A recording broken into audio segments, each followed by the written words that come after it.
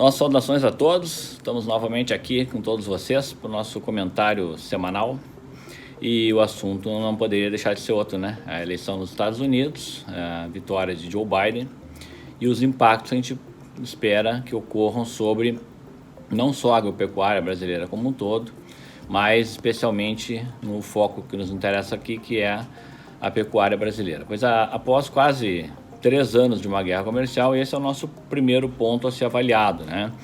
Uma guerra forte entre China e Estados Unidos, onde Biden deve tentar, a partir de agora, apaziguar os ânimos entre as duas maiores economias do mundo, tentar levar isso de uma maneira mais branda, mas isso não quer dizer que vai cessar com a competição estratégica, mas tratar de uma outra maneira, porque a avaliação é de que os chineses são rivais. Ela começou ainda no governo Barack Obama, do qual Biden então foi vice-presidente.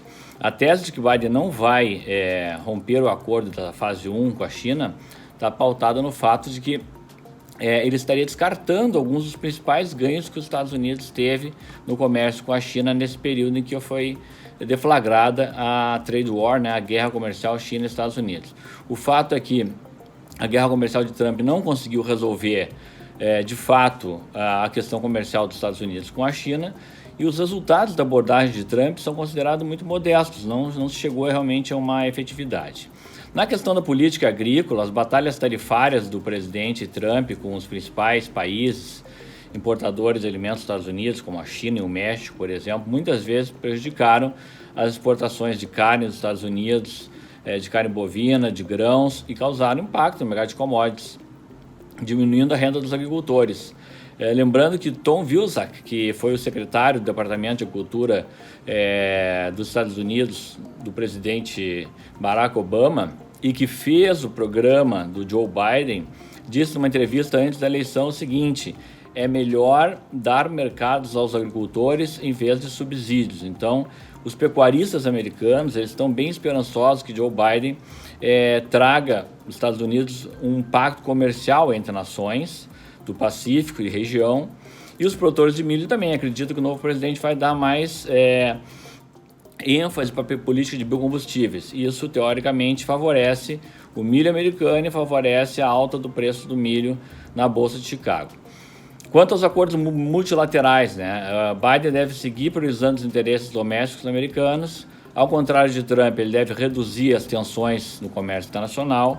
Isso inclui novas formas de abordagem, como foi falado no diálogo entre Estados Unidos e China, mas não vai encerrar essa disputa, né? A China continua crescendo e ameaçando a hegemonia americana. A defesa dos americanos em primeiro lugar, a bandeira tão travada pelos Estados Unidos, que é o American First, Estados Unidos em primeiro lugar, né? Isso deve ser mantido pelo Biden. A diferença é que as ações agora vão ser de forma mais cooperada com outros países, como por exemplo os países europeus.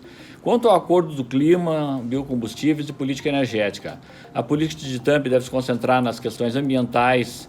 A política de Biden deve se concentrar nas questões ambientais muito mais do que o Trump se conectou. O Trump saiu do Acordo de Paris e o Biden já anunciou que deve voltar ao Acordo de Paris, deve retornar, no primeiro dia de governo já deve anunciar isso, no dia 20 de janeiro, enviando uma carta para a ONU indicando que os Estados Unidos volta para o Acordo do Clima. Uma outra questão comercial é a parceria Transpacífico, né, a TTP, que agora se chama CPTPP, agora Acordo Abrangente e Progressivo para a Parceria Transpacífica, do qual o Trump saiu assim que ele entrou no governo, e o Biden já disse que está disposto a recolocar os Estados Unidos na parceria transpacífica. É muito importante, ela reunia 12 países antes, agora reúne 11 países, 13,5% do PIB global e acesso preferencial em vários mercados da Ásia e da América Latina. Então, provavelmente, Trump volta para a parceria transpacífica. Na questão, por fim, da Amazônia, a produção de carne bovina vai ser um dos setores mais pressionados pelo governo democrata, já que a criação de gado é tida pelos americanos e europeus como uma das principais atividades agropecuárias em áreas desmatadas da Amazônia, né? Então a pressão mais relevante certamente não virá do Biden, mas virá do mercado internacional como um todo, agora com o apoio do Biden, né?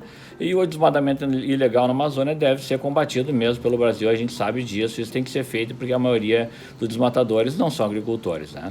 E por fim, a taxa de câmbio deve ficar por enquanto em torno dos R$ 5 realmente, pode cair um pouco abaixo disso, com um otimismo no mercado financeiro global, e isso pode interferir no curto prazo na formação de preço de algumas commodities, né?